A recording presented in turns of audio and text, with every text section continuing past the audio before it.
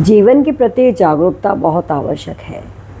अगर आप कहें कि नहीं हम आत्मा हैं, हमें शरीर को संभाल के क्या करना है, तो फिर जो शरीर के लिए जो इतना बड़ा बाज़ार खुला हुआ है उसकी कोई आवश्यकता नहीं है।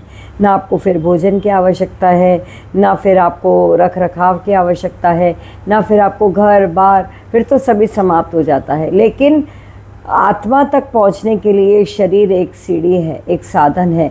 इसलिए हम मनुष्य योनि में हैं, तो हमें अपने ऊपर अपने जीवन को संभालना बहुत आवश्यक है। हम बाहर की वस्तुओं को तो संभाल लेते हैं, लेकिन हम जीवन जो इतना फ्रजाइल है, इतना कांच के प्याले से भी ज़्यादा नाजुक है जीवन, उसको हम हैंडल नहीं कर पाते। तो क्या होता है, जैसे कांच का प्याला बड़ा खूबसूरत लग रहा हो, लेकिन नीचे गिर जाए तो खंड खंड हो जाता है।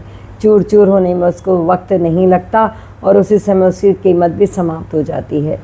फिर आप ये नहीं कह सकते टुकड़ों को कि ये लाख रुपए के हैं, वो फिर वेस्ट हो गए। इसी प्रकार से जीवन तो बहुमूल्य है, लेकिन खंड खंड जब हमारी चेतना बढ़ जाती है तो रोग, शोक, मोह, काम, क्रोध, लोभ सबकी सेना हमको घेर लेती है। और ये आता कहाँ से है? इसका क्रिएटर तो मैं ही हूँ, मैंने ही बनाया है, क्योंकि मेरे अंदर क्रिएटिविटी की क्षमता है, फिर उसको पालन करने की भी क्षमता है। जो मैंने बना लिया फिर उसको मुझे काटना ही पड़ता है। इसलिए कहते हैं बोया पेड़ बबूल का तो आम कहाँ से होए, क्योंकि जब फल आता है तब हमारी कंप्लेंट शुरू हो जाती है कि हमने क्या पाया, ये क्या मेरे साथ हो रहा है, ये क्यों हो रहा है। हम बनाते भी हम ही हैं और भूल जाते हैं, विस्मृति हो जाती है। बहुत जन्मों से, अरबों खरबों जन्मों से हम यहाँ चले आ रहे हैं, और हम मनुष्य ऐसे ही तो नहीं बन गए, 84 के बाद ही आए होंगे।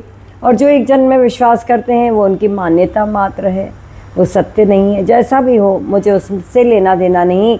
मुझे तो इससे है कि मनुष्य जीवन में आपको सेल्फ अवेयरनेस के साथ, अपने माइंडफुलनेस के साथ, अपने हार्टफुलनेस के साथ जीवन को जीना है। फिर आप देखिए कैसा आनंद होगा। आध्यात्मिकता तो आपकी नींव है, आप उससे दूर जितना जाएंगे उतना लौटने में आपको समय लग जाएगा। कई बार 84 लाख जन्म भी लग जाते हैं, योनि में जाना पड़ जाता है। इसलिए आध्यात्मिकता से जो व्यक्ति दूर चला गया उसका फिर लौटना असंभव है। अभी मानव जीवन में ही आप कर्म योनि में हैं, आप जो कुछ चाहें वो अपने लिए कर सकते हैं। भगवान ने आपके लिए द्वार बंद नहीं किया है।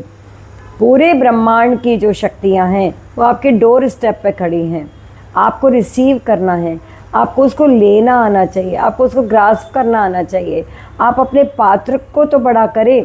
पात्र अगर मलिन है, पहले से उसमें दलदल है, तो हम कितना भी गंगा जल उसमें डाल दें वो मलिन हो जाएगा। Be careful.